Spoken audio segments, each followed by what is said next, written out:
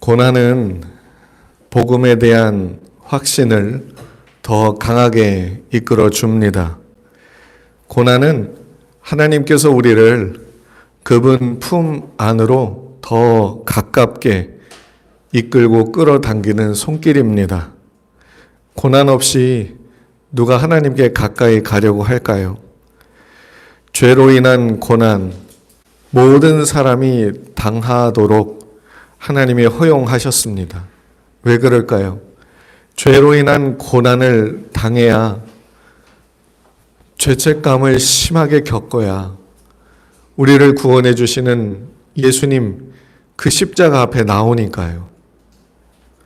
그래서 1500년대, 1600년대 청교도들 있잖아요. 종교 개혁자들, 마틴 루터, 존 칼빈, 웨슬리, 이 사람들이요, 참된 믿음을 굉장히 강조했었어요. 가톨릭의 교회 부패를 비판하면서 나와서 그들이 강조했던 것이 참된 믿음인데, 참된 믿음을 강조하면서 그들이 쓴 책들을 읽어보면요, 회심이 들어가 있어요. 회심이 왜 들어가 있냐면요, 그 회심의 내용에 죄로 인한 고통이 들어있기 때문에 그것을 겪고 예수님께 나온 자가 진짜 믿음을 갖는다, 이렇게 얘기하고 있었습니다. 여러분, 고난을 겪고 계십니까? 우리에게 고난이 허락된 이유는 우리를 놓지 않고 우리로 하나님께로 가까이 나오게 하려고 하시는 그분의 은혜와 손길이 있기 때문에 그 고난이 우리에게 있는 겁니다. 저는요, 이걸 참 너무나도 분명하게 느끼고 살고 있어요.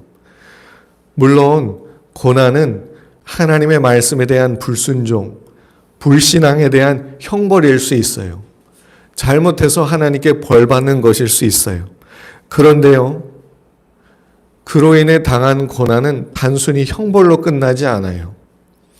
하나님께서 우리를 축복하시고 그분의 생명으로 우리를 채워주시려고 하시는 그분의 손길로 우리에게 더 역사하기 시작해요.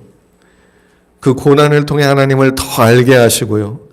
고난을 통해 복음을 더 경험하게 하시고요. 고난을 통해 하나님께 대한 더 큰 믿음과 확신을 갖도록 우리를 이끌어 주십니다. 여러분, 로마서는요, 복음의 진수를 담고 있어요. 그런데 이 로마서가 어떻게 복음의 진수를 담게 되었는지 아십니까?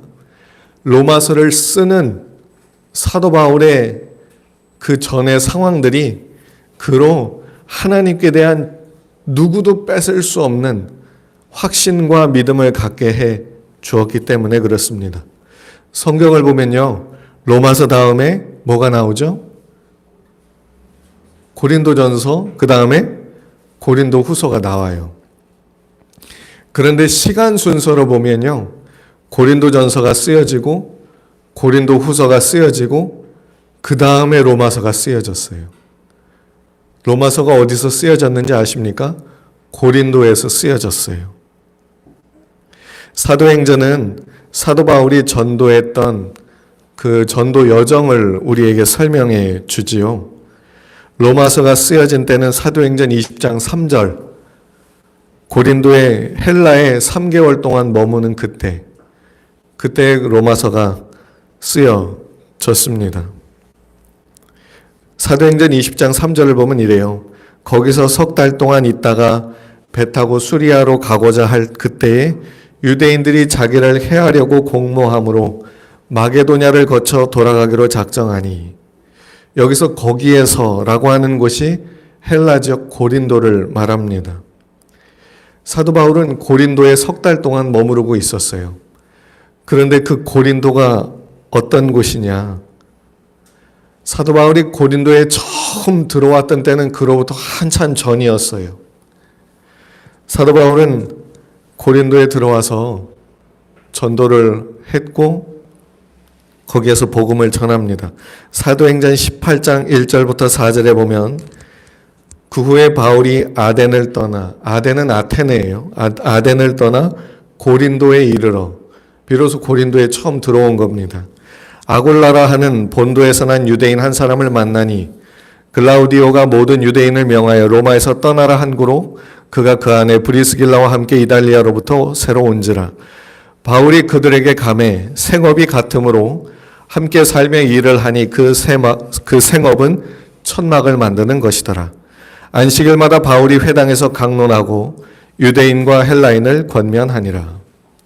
고린도에 들어갔는데 거기서 브리스길라, 아굴라를 만난 거지요. 그래서 천막을 만드는 일이 같으니까, 직업이 같으니까 같이 살게 됐어요. 그러면서 안식일마다 회당에 가서 말씀을 전했죠. 복음을 전한 거예요. 그런데 사도 바울의 이 복음을 듣고 사람들이 회심하고 돌아오고 막 교회가 생긴 게 아니라 핍박이 엄청나게 왔어요. 유대인들이 사도 바울이 말하는 걸 듣고 거절하고 거부하고 어떻게 일개 사람을 하나님의 아들 그리스도라 할 수 있냐고 막 비난했어요. 사도 바울이 너무 힘들었어요. 생업을 같이 하는 그 동료들 말고는 아무도 사도 바울과 같이 하는 사람이 없었어요. 너무도 힘들어하는 바울을 위해서 예수님이 환상 가운데 말씀하셔요. 사도행전 18장 9절에 보면 밤에 주께서 환상 가운데 바울에게 말씀하시되 두려워 말고 침묵하지 말고 말하라. 이 성중에 내 백성이 많음이라. 아직 바울이 전하는 복음을 듣지 못한 사람들이 아직 많다. 핍박이 많고 그만두고 싶을지라도 그만두지 마라. 그래서 사도 바울은 거기서 버티면서 복음을 전해요. 1년 6개월 동안 머물면서 복음을 전합니다. 그래서 사람들이 복음을 듣게 되고 교회가 생기게 됐어요. 그런데 사도 바울은 한 곳에 오래 머무르는 사람이 아니지요. 그래서 전도를 위해서 또 길을 떠납니다. 사람들을 두고 떠나요. 떠나서 에베소로 갑니다. 그리고 그곳에서 편지를 써요. 내가 이제 이곳을 거쳐서 여기를 이렇게 해서 이렇게 전도하고 이렇게 복음을 전하려고 한다고 기도해 달라고. 그런데 사도 바울은 그렇게 해서 길을 떠나면서 참 많은 핍박을 당합니다. 재판도 받게 되고요. 그리고 말도 안 되는 일로 감옥에도 갇히고요. 매도 맞고요. 굉장히 힘든 일을 보내고 있었어요. 그런데 그렇게 전도하러 다니던 중에 소식이 들려와요. 고린도 교회가 지금 난리도 아니다. 당신이 개척하여 세운 교회가 지금 난리도 아니다.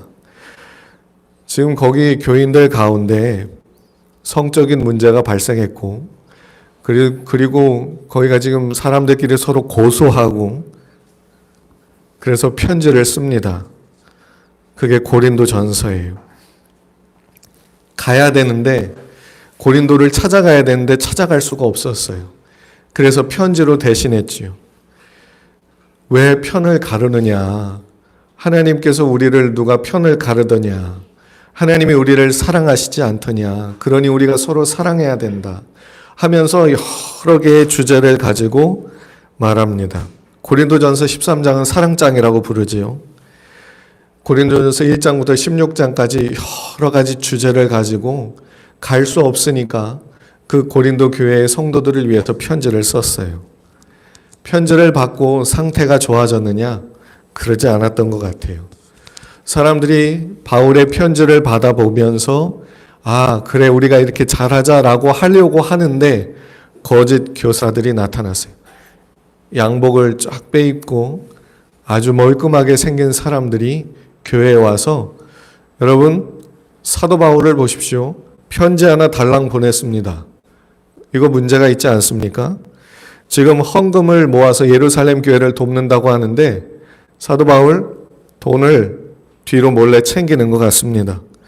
그리고 바울을 사도라고 부르는데 그가 사도입니까? 사도는 예수님과 함께 있었던 제자들이 사도지 바울이 무슨 사도입니까? 그리고 사도 바울을 보세요. 여기 온다고 해놓고서는 자꾸 계획을 바꿔요. 믿을 사람이 못 됩니다. 이렇게 얘기하니까 교회에서는 아, 그러네. 이 사도 바울이가 아주 몹쓸 사람이네 하면서 교회에서 사도 바울에 대한 비난과 비판이 막 팽배해져 가기 시작합니다. 사울이 그 소식을 듣고 디모데를 보내요. 네가 좀 가서 봐라. 그러면서 편지를 보냅니다. 그런데요, 그러면서 사도 바울이 잠깐 들르게 돼요. 잠깐 들러서 문제를 해결해 보려고 했지만 상황은요, 더 악화됐어요. 가서 완전히 무시당하고 왔어요. 교회 모든 성도들한테 손가락질 당하고 욕먹고 왔어요. 얼마나 힘들었을까. 고린도후서 1장 8절부터 9절을 보면요, 사도 바울이 그동안 고린도 교회에서 당한 일을 이렇게 말해요. 형제들아, 우리가 아시아에서 당한 환난은 너희가 모르기를 원하지 아니하노니 힘에 겹도록 심한 고난을 당하여 살 소망까지 끊어지고 우리는 우리 자신이 사형 선고를 받은 줄 알았으니. 교회에서 당하는 일, 그리고 그 새로운 곳에서 복음 전하면서 당하는 일, 그것 때문에 이제 죽는구나, 그냥 여기서 끝나고 죽는구나, 여기까지 생각을 한 겁니다. 고린도 후서를 써서 보내고 그리고는 기도하고 하나님께 맡깁니다. 바로 찾아가고 싶었지만 조금 시간을 두고 찾아갔습니다. 그렇게 고린도를 찾아갔을 때에 참 하나님께서 역사해 주셔서 교회의 많은 문제들이 잠잠해졌어요. 사도 바울에 대해서 막 거칠게 항변하고 다투고 진실을 가려보자 하던 그 목소리들이 많이 줄어들었어요. 거짓 교사들도 교회에서 많이 나갔어요. 교회가 정리가 됐습니다. 논쟁의 거친 숨소리는 이제 더 이상 들려오지 않는 상황이 됐어요. 그런 상황에서 사도 바울이 그 고린도 교회에 이렇게 머물면서 한숨을 돌리면서 로마서를 쓰는 거예요. 로마에 있는 성도들이 사도 바울이 세운 교회도 아닌데 믿음을 가지고 신앙생활을 한다는 소식을 듣고 글을 쓰는 거예요. 복음을 쓰는 거예요. 사도 바울이 쓴 이 로마서에는요, 복음의 진수가 담겨 있어요. 오직 믿음으로 말미암는 구원. 이것을 로마서는요, 그래서 많은 사람들이 로마서 주석을 쓰는데 책이 엄청나게 두꺼워요. 그리고 존 웨슬리도 로마서, 마틴 루터가 쓴 로마서 주석의 그 서문을 들으면서 주님이 나를 용서해 주셨구나, 그걸 뜨겁게 경험하지 않았습니까? 이 로마서에는 하나님께 대한 믿음, 하나님께서 우리를 구원해 주신다고 하는 것에 대한 온전한 믿음이 담겨 있어요. 사도 바울이 그 고린도에서 이 로마서를 쓰면서 하나님께서 주신 감동으로, 성령의 뜨거운 감동 속에 이 글을 쓰면서 하나님께서 그동안 역사해 주셨던 일들을 떠올렸을 거예요.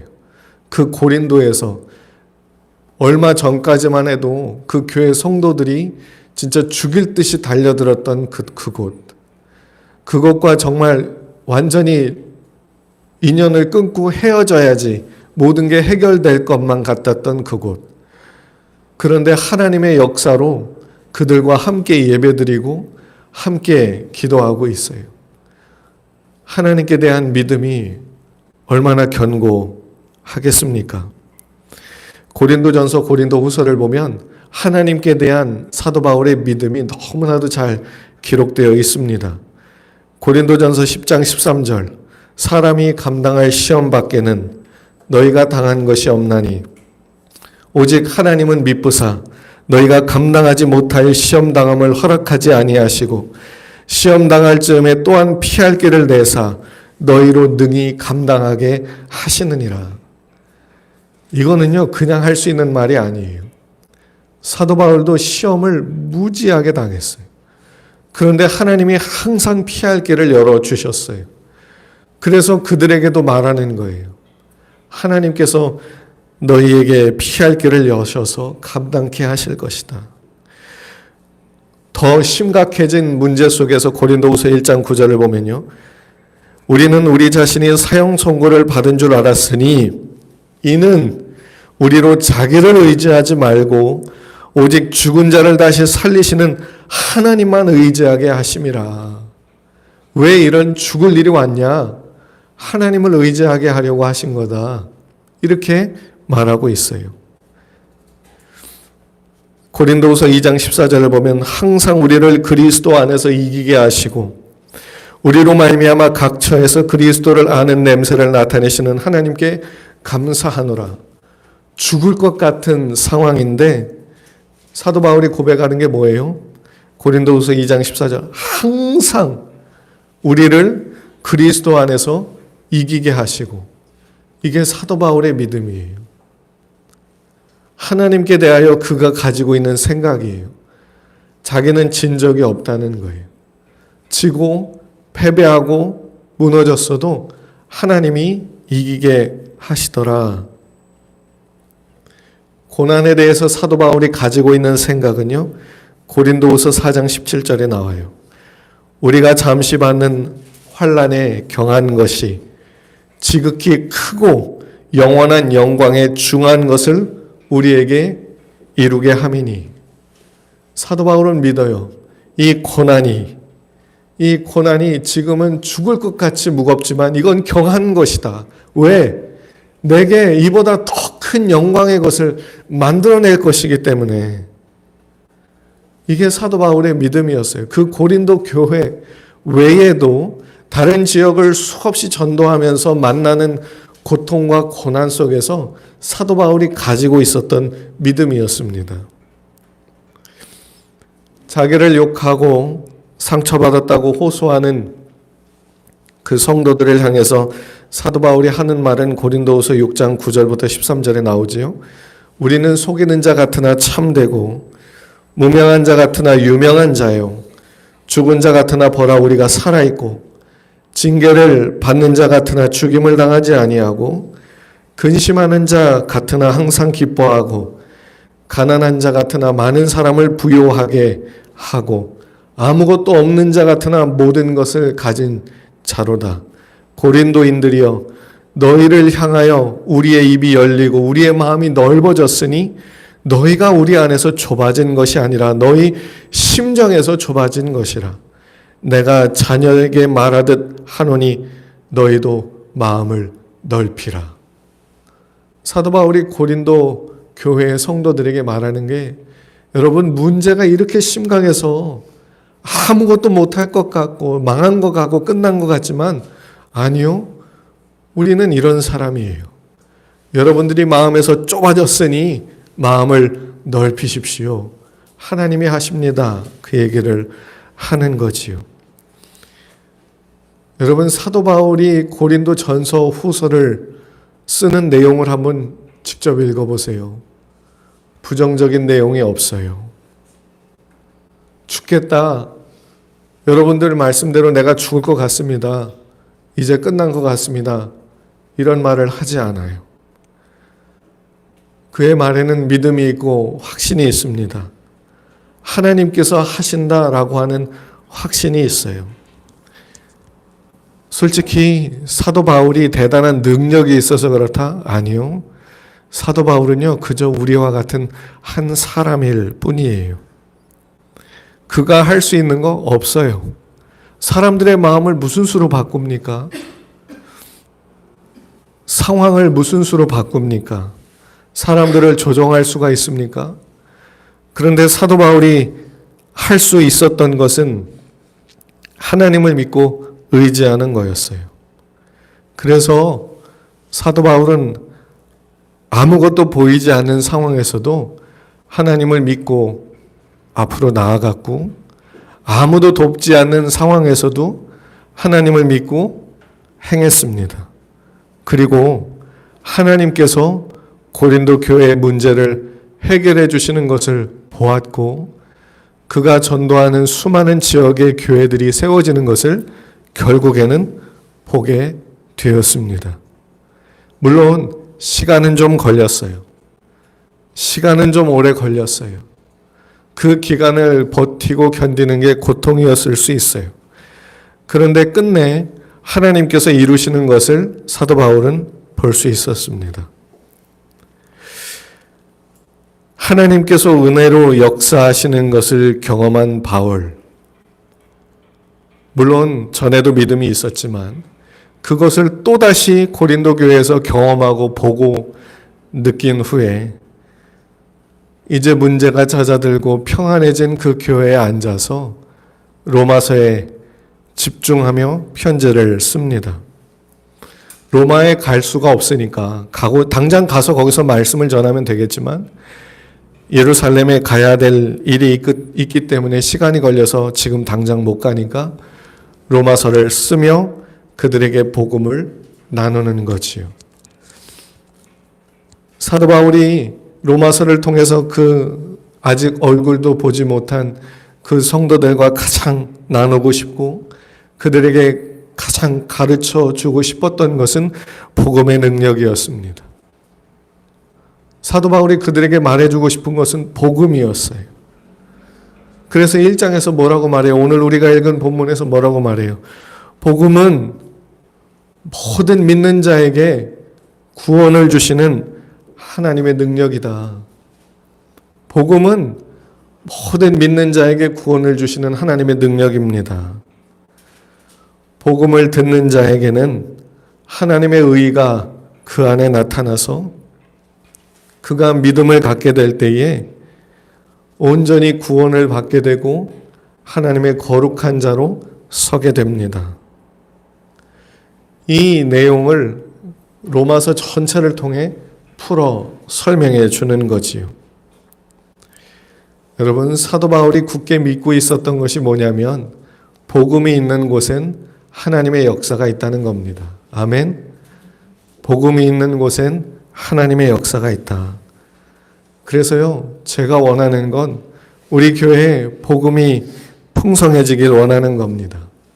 복음이 선포되고 또 여러분들도 복음을 붙잡고 믿고 살면서 이 교회에 그리고 여러분들이 사는 그 삶의 자리에서 그 복음을 믿는 그곳에 하나님의 역사, 하나님의 능력이 나타나는 것, 저는 그렇게 되기를 원합니다.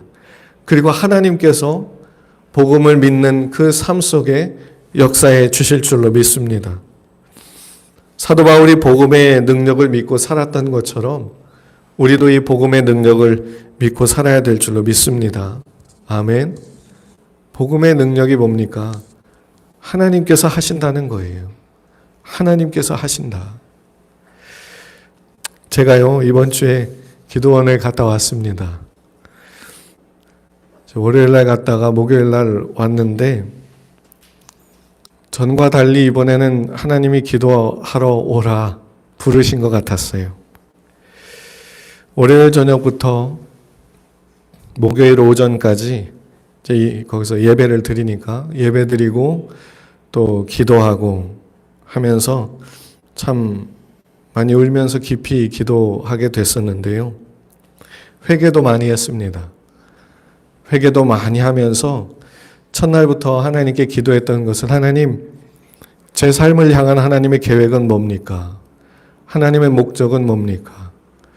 하나님, 우리 교회, 우리 동탄 온유한 교회를 향한 하나님의 계획은 뭡니까? 하나님의 목적은 뭡니까?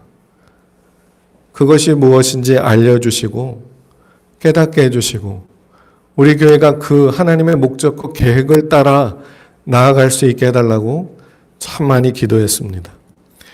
여러분, 교회가 참 많지요. 동탄에도 교회가 되게 많아요. 그런데 교회라고 해서 다 똑같지 않습니다. 왜냐하면 하나님은 교회를 세우실 때 각 교회의 목적과 계획을 갖고 있어요. 그래서 교회가 다 똑같지 않아요. 하나님의 목적과 계획에 맞는 사역을 해 나갈 때에 거기에 하나님이 보내주시는 영혼들이 함께 모여 예배를 드리는 거거든요. 우리 교회를 향해서 가지고 계신 목적과 계획이 있는 줄로 믿습니다. 왜냐하면 우리 교회는 하나님이 시작하게 하셨다고 저는 믿고 있거든요. 하나님이 시작하게 하셨으니 끝나는 것도 하나님께 달리지 않았겠습니까? 그런데 시작하게 하신 교회를 하나님이 끝내실까? 그럼 이 교회를 향한 하나님의 계획과 목적이 있고 우리가 그걸 따라가야 되겠지요. 그래서 이 내용을 가지고 참 많이 기도했어요. 그런데 기도하면서 하나님께서 주시는 감동이 있었어요. 하나님, 우리 교회를 통해서 하나님께 기도하고 간구하고 하나님을 향해서 예배할 때 그걸 받아주시는 그런 교회가 되게 해달라. 그렇게 막 기도를 하는데 그러면서 이런 기도가 나왔죠. 하나님, 우리 교회 함께 시작한 모든 분들이 우리 교회의 부흥의 마중물과 같이 쓰여지게 해달라. 아니, 그건 기도가 아니라 그렇게 되게 해주신다는 마음이 먼저 들었어요. 여러분, 마중물이 뭔지 아시죠? 펌프 아세요? 펌프 옛날에 이렇게 막 펌프질 하는 거. 근데 펌프질 할 때 물을 먼저 넣어야 돼요. 넣어야 물이 나오거든요. 그 처음에 먼저 넣는 물이 마중물이에요. 비록 얼마 되지 않지만 하나님께서 우리와 함께 예배 시작하게 하신 분들을 마중물로 쓰시겠다. 여러분들이 뭘 막 나가서 하셔야 된다는 얘기가 아니라 있는 존재로서 하나님이 역사하신다는 얘기겠죠. 어떻게 하실지는 모르겠어요. 하지만 하나님께서 마중물로 삼으셔서 새로운 곳에서 새로운 사람들과 하나님께 간구하고 하나님께 예배하고 하나님을 찬양하는 그런 교회가 되게 해달라. 그런 마음이 정말 많이 들었어요. 그렇게 역사해 주시려고 하니까 그런 마음으로 기도를 하게 하셨겠지요. 그러면서 기도하면서 느낀 또 하나는 복음의 신비함이었어요. 누구든지 예수님을 구주로 알고 부르짖으며 나오는 사람들은 구원해 주신다. 이게 복음이잖아요. 저도 거기서 기도하면서 회개 기도를 참 많이 했는데 회개하면서 하나님께 부르짖는데 그 자녀된 은혜, 용서받은 확신, 그게 너무 신기한 거예요. 아니, 하나님, 내가 하나님 앞에 올바른 행위를 아직 보이지 못했는데 왜 자녀로 받아주십니까? 왜 용서해 주시고 왜 축복해 주시고 왜 거룩하게 되었다 말씀하시고 왜 정결케 되었다 말씀하시고 은혜를 주십니까? 너무 신기했어요. 그전에는 복음을 믿지 않았던 것도 아닌데도. 사도 바울이 로마서 1장 16절에서 복음은 모든 믿는 자에게 구원을 주시는 하나님의 능력이라고 말할 때 여기에는 뭐가 있는지 아세요? 그가 어떻게 살아왔는지를 묻지 않는다는 거예요. 그가 또 넘어질 가능성이 있는지 없는지 묻지 않는다는 거예요. 예수님을 찾아 나오는 사람, 그 예수님께 부르짖는 사람은 누구든지 받아주시고 용납해 주시겠다는 거예요. 이게 너무 신기했어요. 그저 예수님께 부르짖어 간구하는 자를 주님이 받아주시고 그 영혼을 살리시고 그를 자녀 삼아주시고 그의 삶 가운데 계속해서 함께해 주시겠다고 하는 그게 너무나도 그냥 놀라웠어요. 왜 어떻게 살았는지 묻지 않지? 왜 이따위로 살았냐고, 왜 그런 생각을 하면서 그런 식으로 살았냐고 왜 묻지 않지? 그래서요, 왜 그러실까? 하나님은 왜 그냥 받아주실까? 왜 살려고 나온 자를 그냥 받아주시고 용납해 주실까? 그걸 곰곰이 생각해 봤는데요.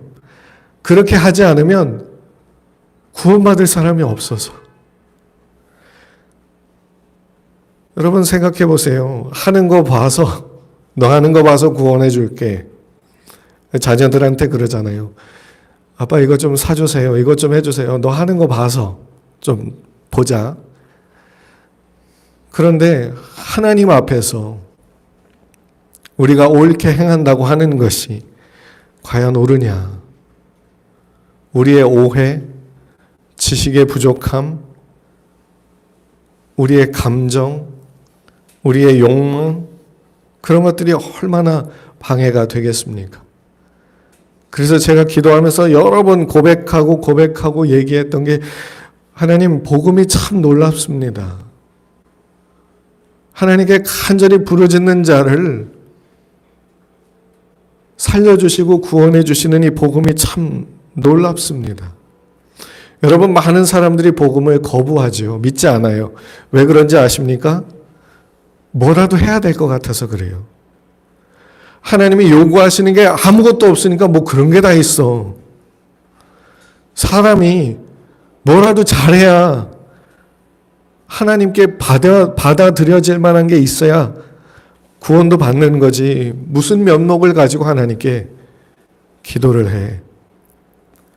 그런데 여러분, 복음은요, 어떤 삶을 살아왔든지 어떠한 모습으로 있든지 주님께 간절히라고 말했지만 이 간절히는 뭐냐면요, 그냥 속에 숨기는 거 없이 다 드러내며 주님께 살려주시길, 주님이 구원해 주신다고 하셔서 나왔습니다 라고 겸손히 간구하는 자, 그러한 자를 하나님께서 구원해 주신다. 예수님을 의지하며 나오는 자를 구원해 주신다. 이게 복음이지요. 이 복음이 느껴지면서 하나님께서 시작하신 우리 교회에서 이런 복음의 경험을 많은 사람들이 하게 됐으면 좋겠습니다.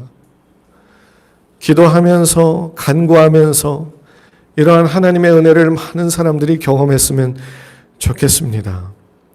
이렇게 기도했습니다. 여러분, 하나님은요, 이 세상에서 옳고 의롭게 살아가는 그 소수의 사람들 중에서 가장 괜찮은 사람들을 구원하시는 분이 아니시라. 예수님께 부르짖으며 자기 속을 다 내비치며 다 보이며 나오는 그 사람들을 자녀 삼으시고 그때부터 하나님께서 아버지로서 그를 양육하고 키워가기 시작하세요. 하나님을 믿지 않을 때도 있고요. 거역할 때도 있고요. 하나님을 대적할 때도 있고요. 세상을 향해서 정욕을 향해 나갈 때도 있지만요. 탕자를 기다리듯 그를 기다리며 그를 또다시 권면하시고 거룩한 자녀가 될 때까지 붙들고 놓지 않고 이끌어 가십니다. 저는 하나님께서 이러한 은혜를 우리 교회에서 풍성하게 행해 주시기를 원합니다. 물론 제게는 그런 능력이 없어요. 저도 알아요. 그리고 우리의 상황도 그럴 만한 상황이 안 될 수도 있어요.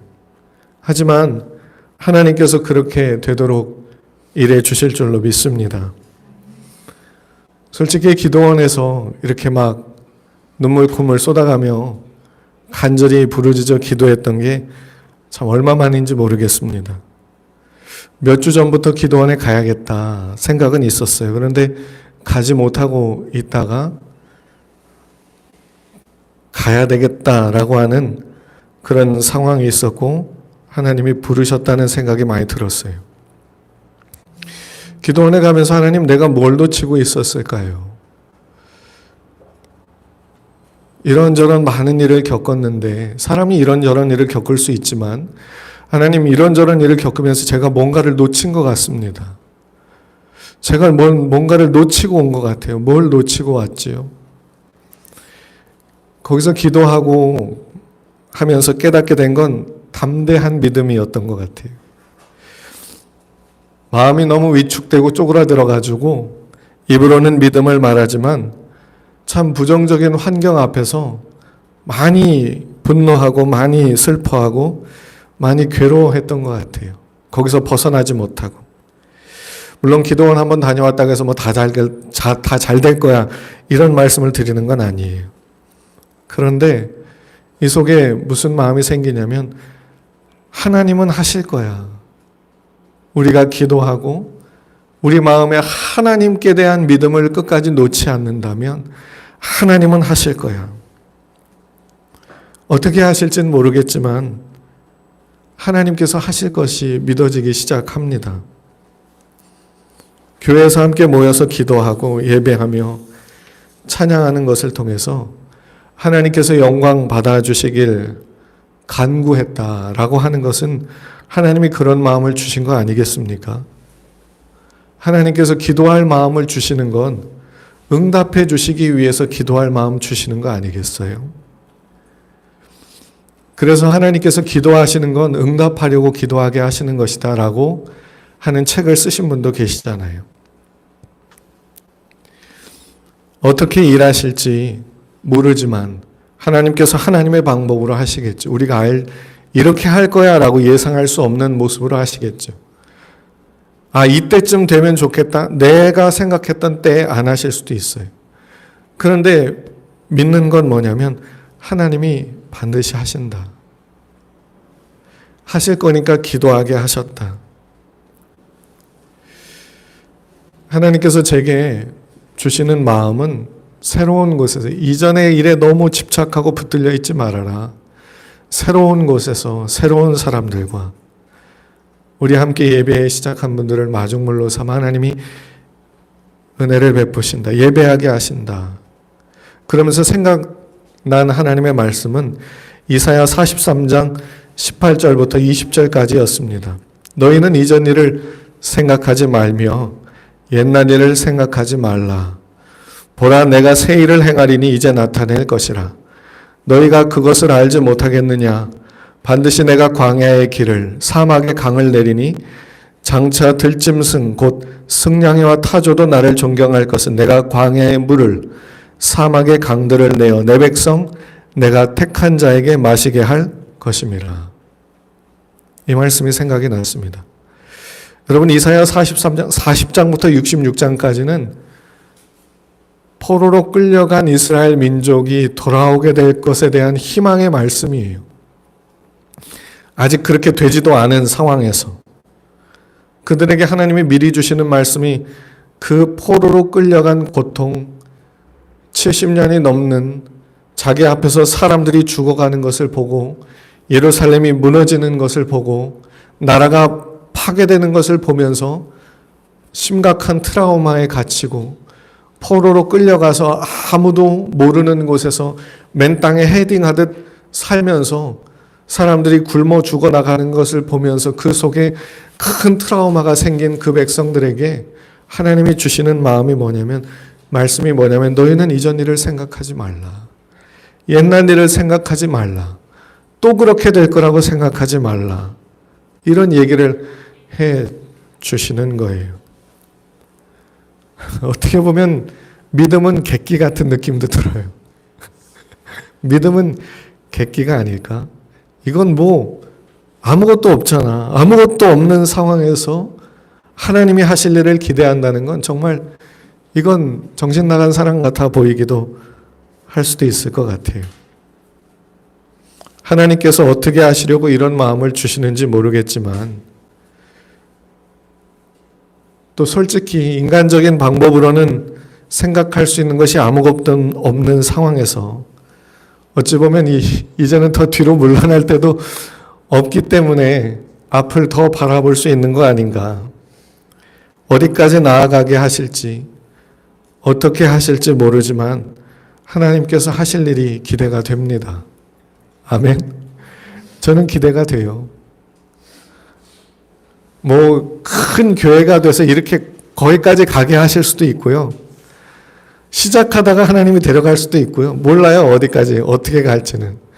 막 준비하다가 아무것도 이루어지지 않고 하다가 갈 수도 있고 그것을 볼 수도 있고 몇십 년 후에까지 갈 수도 있죠. 그런데 결과는 하나님께 달려있는 거니까. 근데 하나님께서 하실 것이 기대가 됩니다.